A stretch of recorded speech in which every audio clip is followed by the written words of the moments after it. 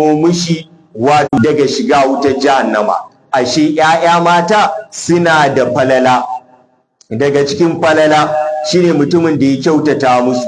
Bai yiwuwa ka haifi ‘ya mace ka batta sakaka, ka bar tarbiyyarta a hannun wasu, kai Allah ya ɗora wato tarbiyyarta. Dole ka kula da ita, ya zamo cewa ka kula da cinta da tufar da za ta sanya, kayan da za ta sa, kayan kwalliya, abinda mata suke bukata na awarwaro, na duk irin waɗannan abubuwa, wannan wajibi ne a kanka. Amma za ka ga wasu iyayen ba ruwansu da 'ya'yansu mata, ba su san cinsu ba, ba su san shansu ba, ba su san su ɗauke su kai su makaranta ba, ba su san abin da 'ya'yan nan suke da bukata na wato ainihin abin da zai zamo na ci da sha da wato tufafi a basu. Wasu iyayen ba su san da wannan ba. To wannan ba su annabi yake magana ba, saboda duk mutumin da ya watsar da 'ya'ya mata, ya watsar da su a kwararo, su za su nemo abin da za su ci, su za su nemo abin da za su sha, su za su nemo wato ainihin abin da za su wato tufafi da shi su sa, to babu shakka wannan an fada cikin hasara. Shi yasa ubangiji subhanahu wata'ala ai caye su mata wa qarna fi buyutikunna wala tabarrajna tabarrujal jahiliyatil ula. Su mata ba a son ma a ga wato suna fitowa waje, an fi so su yi zaman cikin gida, komai a yi musu a kai musu. Shi yasa a nan wannan matar da ta nemo wa waɗannan 'ya'yan abinci ta ba su, sai annabi ya faɗi wannan magana. Duk wanda Allah ya jarraba shi da 'ya'ya mata, ya kyautata musu, to za su zamo mai katanga ga barin shiga cikin wutar jahannama. Kaga wanda yana nuna matan nan ta samu garkuwa kenan.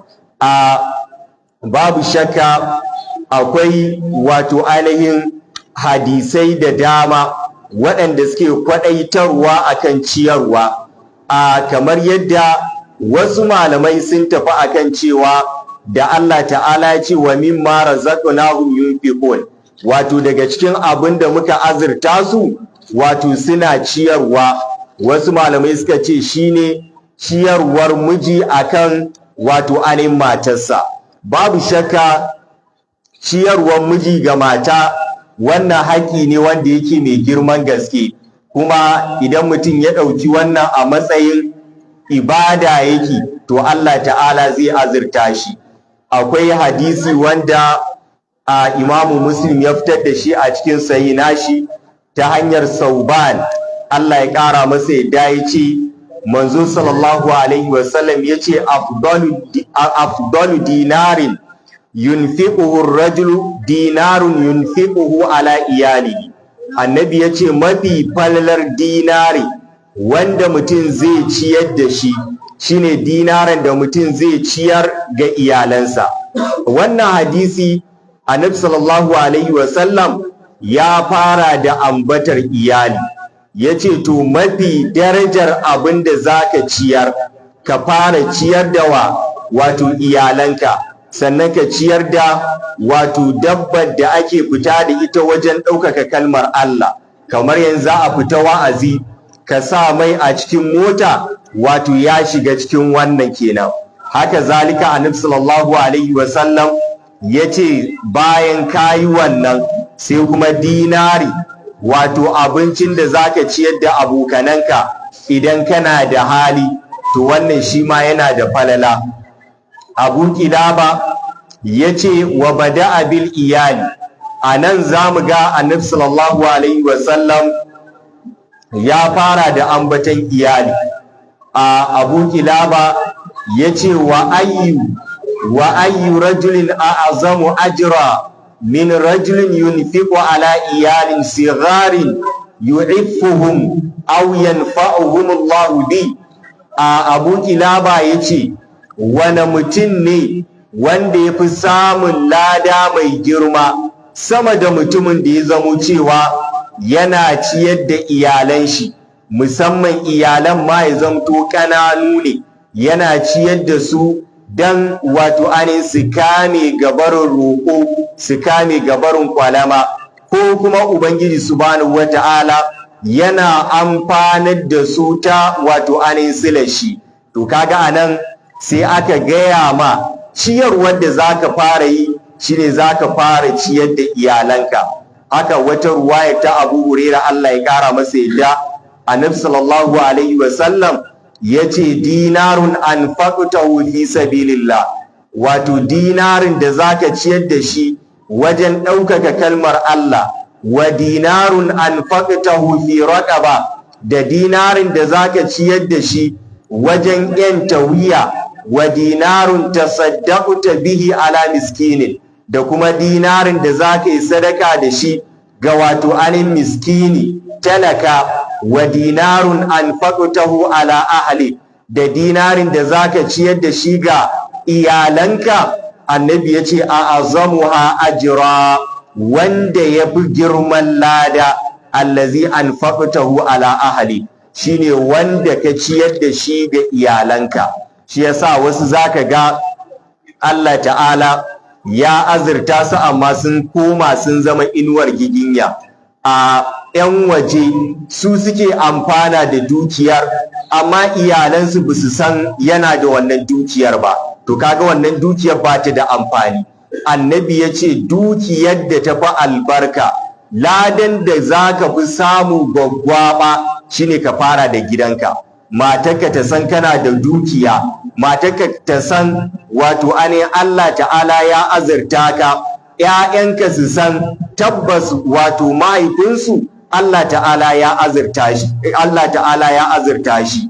Tare da wannan ciyarwa ga su iyali, Allah ta'ala sai baka ka'ida, duk ciyarwar da za ka yi kada ka zamo cikin wato ainihin ɗayan biyu, kar ka shiga cikin waɗanda suke israfi, kar ka zamo cikin waɗanda idan aka ce israfi shine wato almubazzaranci. Shi yasa cikin ibadur rahman da Allah ta'ala yake zayyano bayinsa masu wato bayin Allah mai rahama, wato Allah ta'ala cikin suratul furqan sai ya ce wallazina iza anfaqu lam yusrifu wa lam yaqturu wa kana baina zalika qawama.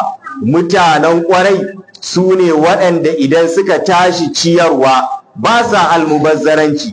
Gidanka kwano ɗaya na shinkafa ya isa, sai ka dafa kwano biyu, kaga wannan kayi israfi, kayi almubazzaranci. Haka zalika da sallah ya ishe ka ka yanka rago guda ɗaya, sai ka yanka sa, kaga wannan kayi almubazzaranci. Haka zalika ‘ya'yanka ya ishe su wato aninka ba kowa kuɗin makaranta wanda bai gaza naira 1000 ba, sai ka ba su 5000, kaga wannan kayi israfi, ka wuce gona da iri. Sannan Allah ta'ala ya ce mutanen kwarai su ne kuma waɗanda ba sa yin ƙwauro. Ka san wani ba zai yi wuce gona da iri ba, amma zai yi ƙwauro. Shine gidan da abinci kwano ɗaya zai ishe su, sai a ba da rabin kwano, kaga wannan an yi ƙwauro. Kaga wannan hali ne wanda yake mara kyau. Haka zalika kana da damar da wato a duk wata a gidanka za a iya cin kaza sau 5 ma, amma sai zamto watan nan ya shuɗe ba a ci nama ko sau 1 ba, kaga wannan kayi ƙwauro, kana da laifi a wajen Allah ta'ala. Matarka da sallah za ka iya mata ɗinkin da ya kai naira 100,000, wato kana da wannan damar, ba almubazzaranci ba ne ba, amma sai ka bata kuɗi wanda bai gaza naira 20,000 ba, kaga wannan ƙwauro kenan, kaga wannan bai dace ba. Shi yasa ubangiji subhanahu wata'ala sai ba da ka'ida, liyunfiq zu sa'atin min sa'ati wa man qudira alaihi rizquhu falyunfiq mimma atahu Allah. Kowa zai ciyar gwargwadon yadda Allah ta'ala ya azurta shi. Kaga yanzu misali mutumin da yake juya kuɗaɗe masu yawa da wanda kuma baya samun kuɗi, kaga wajen ciyarwarsu da wajen tufatarwarsu da wajen wato ɗaukan ɗawainiya na makaranta dole za a samu bambanci. Shi yasa a nan annabi sallallahu alaihi wasallam ya riga ya wato an ambata mana cewa ciyar da iyalai shine abin da yake gaba da wato ainihin ciyarwa akan kowa. Shi yasa akwai wani daga cikin sahabban annabi sallallahu alaihi wasallam da labari ya zo wa annabi cewa mutumin yana da bawa guda ɗaya, kamar yadda Imam Muslim ya fitar da hadisin shi ta hanyar wato ainihin Jabir ɗan Abdullah, Allah ya ƙara masa yadda. Jabir ya ce a ataka rajulun min bani Uzra, ya ce wani mutum da ƙabilar Uzra ya yanta wato wani bawan shi, an duburi, cewa wato bayan ya rasu wannan bawan ya zama wato ya yanta shi. Kaga kenan idan yana da rai bawan a matsayin bawa yake, amma da ya mutu kuma shikenan yanzu wannan bawan ya zama yantacce. Kaga yanzu matar shi da 'ya'yansa ba su da wani abu wanda za su rika, wanda zai zama musu wato sababi wanda za su samu rayuwa mai kyau a gidan duniya. To lokacin da mutumin nan yi haka, Jabir ya ce fa balaga zalika Rasulullahi sallallahu alaihi wasallam, sai labarin haka ya iso wajen annabi. Faqal, sai annabi ya ce alaka malun ghairu, yanzu wannan bawan da ka ce idan ka mutu kai ka gama morar shi kenan, kuma ga 'ya'ya ka bari, ga mata ka bari, shin ka bar wata dukiyar? Kana da wata dukiyar? Faqal, sai mutumin nan ya ce la, bai da komai. Faqal, sai annabi ya ce man yashtarihi minni, wa zai sayi wannan bawan a gurina? Sai ya ce fashtarahu Nu'aym bin Abdullah al-Adawi, sai Nu'aym bin Abdullah al-Adawi wato ya sayi bawan nan, ya siye shi bisa mi'a dirhami, ya siye shi da dirhami 800. Faja'a biha Rasulullahi sallallahu alaihi wasallam, sai annabi ya zo da wannan dirhami 800. Fada fa'aha ilai, sai annabi ya bawa shi wannan sahabin. Sun maƙal, sannan sai annabi ya ce ibda bi nafsi, fara da kanka, fatasaddaq alaiha, kai wa kanka da kanka sadaka. Shi yasa idan Allah ya azurta ka, annabi ya ce yana daga cikin alamar nuna godiya ga Allah, ka nuna wa Allah gurbin wannan arzikin da yi ma. A da ba ka samun kuɗin da ya kai naira 30,000, to idan Allah ta'ala ya azurta ka koma kana samun 30,000, to ka nuna wa Allah godiya a jikinka ma cewa akwai 30,000 ɗin nan. Ba ka samun 100,000, sai ya zamo a wata kana iya samun 100,000. Daga cikin alamar nuna godiya ga Allah shine a ga alamar wannan 100,000 a jikinka. To da haka sai annabi ya ce ibda bi nafsik fatasaddaq, ka fara da kanka. Bai yiwa kana da kuɗi amma ka wato ƙuntace kanka, ba ci ba sha ba tufafi mai kyau, wannan ba tarbiyya ce ta musulunci ba. Sai annabi ya ce fa in fadala shay'un fali ahli, idan wani abu yayi ragowa to ka fara da wa iyalanka, kada ka kai maƙota, kada ka kai wani gari, a fara da iyalanka, su ma iyalanka su san cewa wato ka samu wani abu. Fa in fadala an ahlika shay'un, idan kuma ka ciyar da iyalanka su ma suka ƙoshi, kaga an yi saura, sai annabi ya ce to fali bi qarabati, da haka sai ka ba wa danginka su ma a yayyafa musu, su san cewa ɗan uwansu wato ya shigo cikin alkhairi. Annabi ya ce fa in fadala an zi qarabatika shay'un, idan wani abu yi saura wanda ka ciyar da danginka, fa hakaza wa hakaza ya fa baina yadayka wa an yaminik wa an shamali. Ma'ana sai ka ciyar, ka kalli gabanka ka ga waye mabukaci ka bashi, ka kalli damanka waye mabukaci ka bashi, ka kalli hagunka waye mabukaci ka bashi. Kaga yanzu anan an fara ce ma me, wato ka fara duba iyalanka.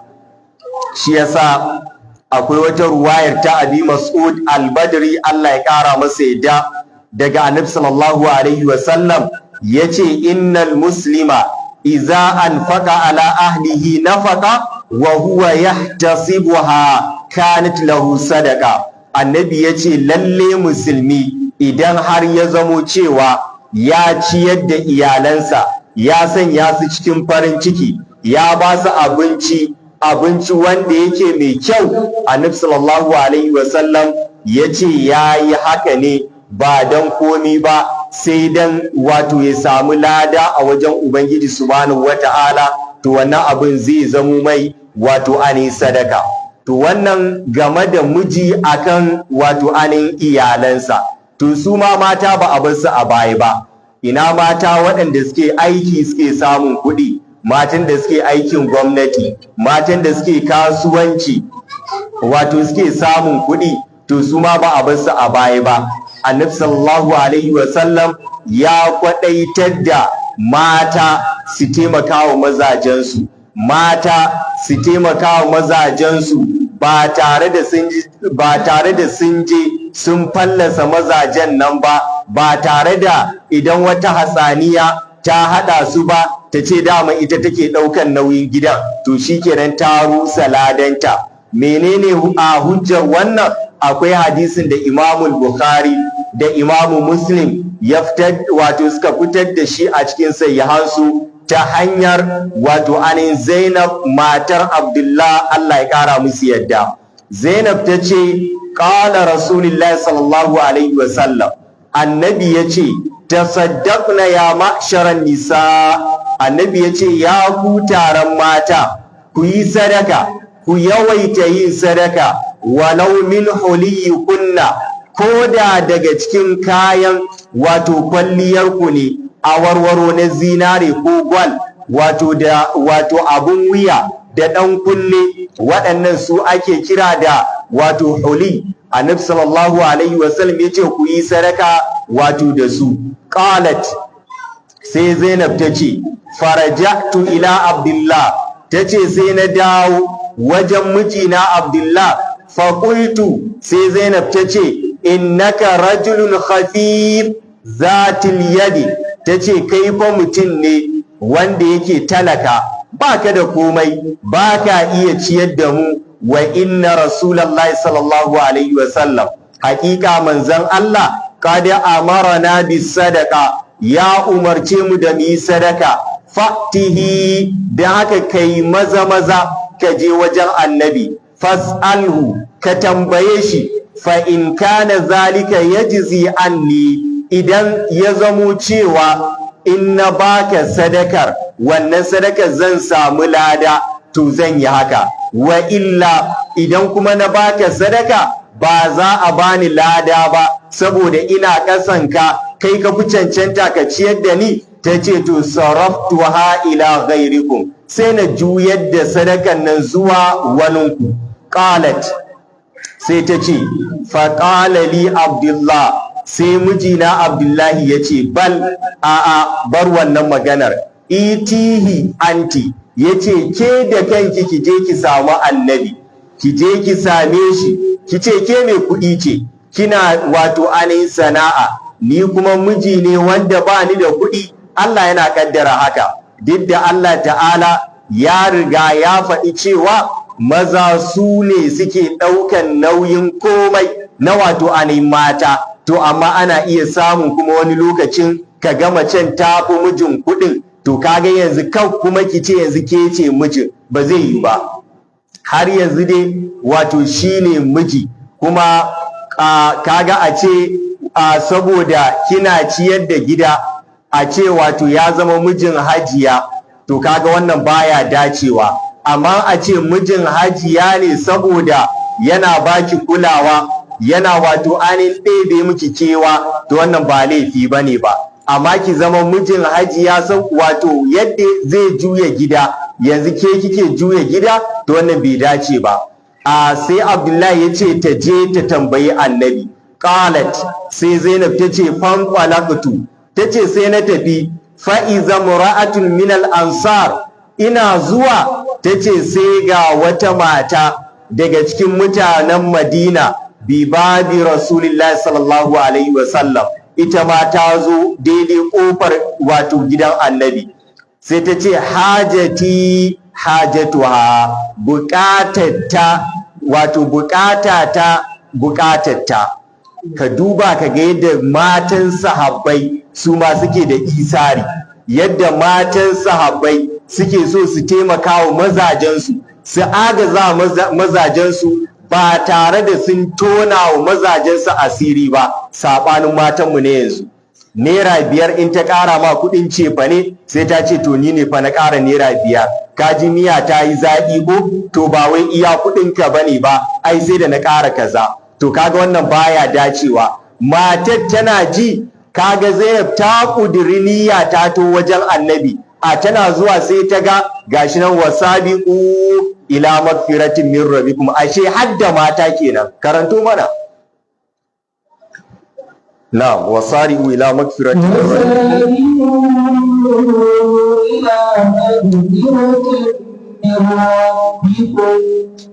وجنة أرضها السماوات والأرض أعدت للمتقين. To matan da suke so su samu aljanna, matan da suke so su samu aljanna, aljanna da faɗinta Allah ta'ala ya ce ya kai faɗin sammai 7 da kuma ƙasa.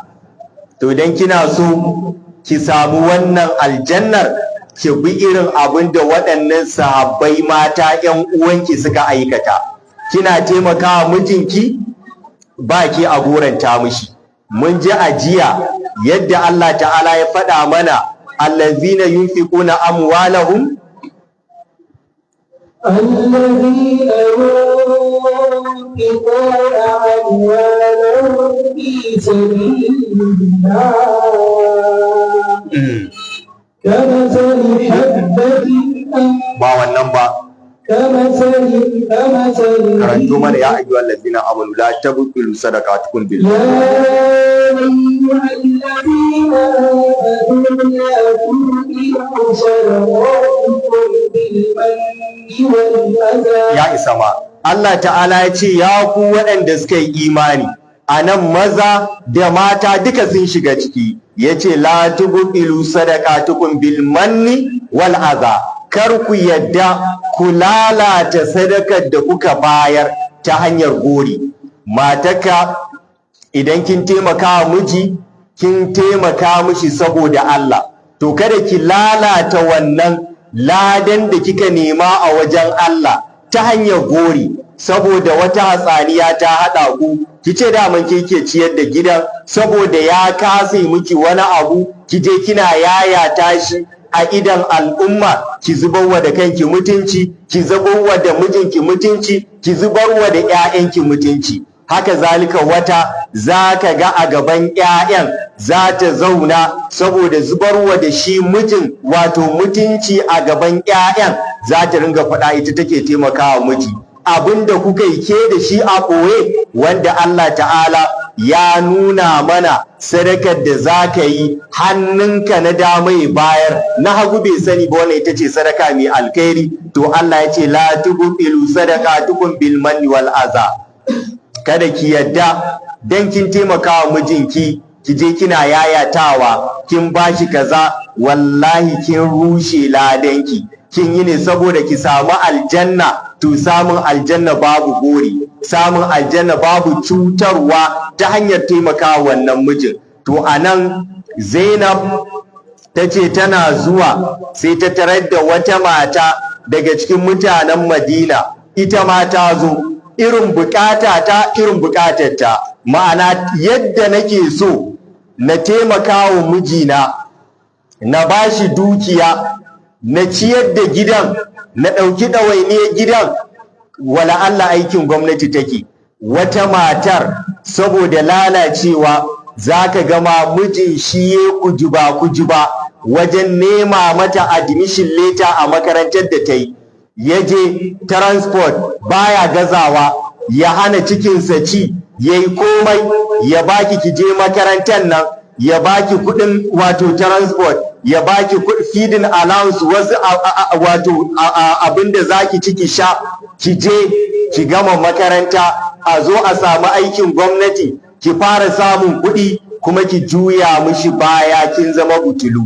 Wannan yadda biki gode wa mijin nan ba, biki kyautata wa mijin nan ba, biki nuna mijin nan yayi miki abin alkhairi ba, babu shakka ubangiji subhanahu wata'ala haka zai yi watsi da ke.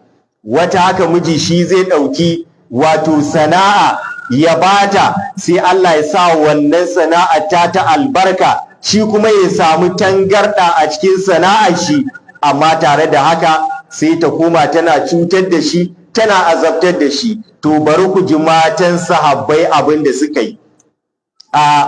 Sai Zainab ta ce wa kana Rasulullahi sallallahu alaihi wa sallam kad ulqiyat alaihi mahaba. Annabi sallallahu alaihi wa sallam Allah ya bashi kwarjini ta yadda maza ma ba sa iya hada ido da Annabi ballantana mata. Qalat, sai Zainab ta ce fa kharaja alaina Bilal. Ana cikin wannan muna dako a kofar gidan Annabi, sai ga Bilal ya fito daga gidan Annabi. Fa qulna la, sai muka ce da Bilal, iti Rasulullahi sallallahu alaihi wa sallam, je ka wajen Annabi, fa akhbirhu, ka bashi labari, anna mura'ataini, cewa ga wasu mata guda biyu, bilbabi, suna kofar gidan Annabi, tas'alanak, wato suna tambayar ka, atajzi sadaqatu anhuma ala azwajihima, shin in sun bayar da sadakar su ga mazajensu Allah zai ba su lada, wa ala aitamin fi hujurihima, kuma idan suka ba da sadakokinsu game da marayun da suke cikin gidajensu, wannan sadakar za a ba su lada? Sai Zainab ta ce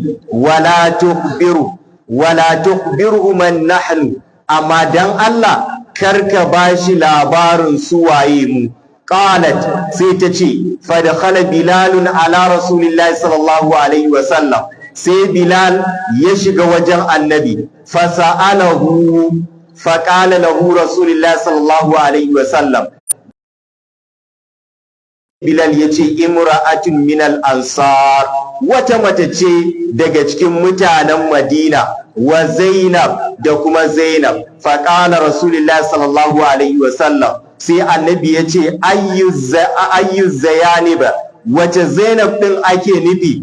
Qal, sai Bilal ya ce imra'atu Abdullah, matar Abdullah. Faqala lahu Rasulullahi sallallahu alaihi wa sallam, sai Annabi sallallahu alaihi wa sallam ya ce da shi, lahuma ajrani, idan suka ɗau dukiya, suka ɗau zakka, ko suka ɗau sadaka, suka ba wa mazajensu, kina aikin gwamnati, aka yi albashi, kika ɗau wannan albashin, wato kika ɗauki wani abu daga ciki, kika ba wa mijinki, Annabi ya ce lahuma ajrani, suna da lada kaso biyu.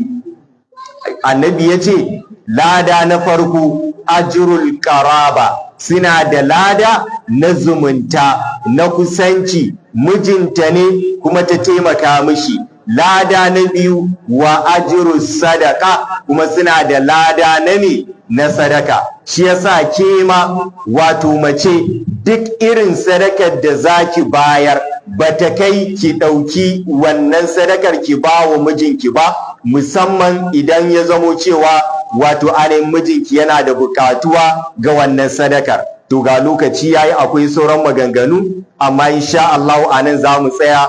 Gobe idan Allah ya kai mu za mu shiga aya ta 4 insha Allah rabbi. Mun kammala tafsirin kenan, allazina yu'minuna bil ghaibi wa yuqimuna salata wa mimma razaqnahum yunfiqun. Muna fatan Allah ta'ala ya sa albarka cikin abin da muka ambata. To saboda lokaci ya canza yanzu, insha Allah za mu ke fara tafsiri karfe 8:10, tunda yanzu babu asham. Karfe 8:10 ana idar da sallar wato anin isha'i. Marasa lafiya Allah ta'ala ya ba su lafiya, wanda suke da lafiya Allah ta'ala ya kare su da lafiya. Akwai ɗan uwa wanda yana da kyau a sa shi addu'a, yana nesa, ya ce yana roƙo a wajen tafsiri a sa shi addu'a sakamakon ibtila'i na karaya da ya samu. Na roƙo Allah ta'ala ya ba shi lafiya, Allah ta'ala ya ba shi lafiya, Allah ta'ala ya sa kafara ne dukkan musulman da ba su da lafiya Allah ta'ala ya ba su lafiya, marasa lafiya Allah ta'ala ya masu lafiya Allah ta'ala ya kare su da lafiya, wanda suka riga mu gidan gaskiya Allah ta'ala ya gafarta musu, in ta mu ta zo Allah ta'ala ya sa mu cika da imani. Allahumma salli ala Muhammad wa ala ali Muhammad kama sallaita ala Ibrahim wa ala ali Ibrahim innaka Hamidum Majid, wa barik ala Muhammad wa ala ali Muhammad kama barakta ala Ibrahim wa ala ali Ibrahim fil alamin innaka Hamidum Majid. Subhanakallahumma wa bihamdika ashhadu an la ilaha illa anta astaghfiruka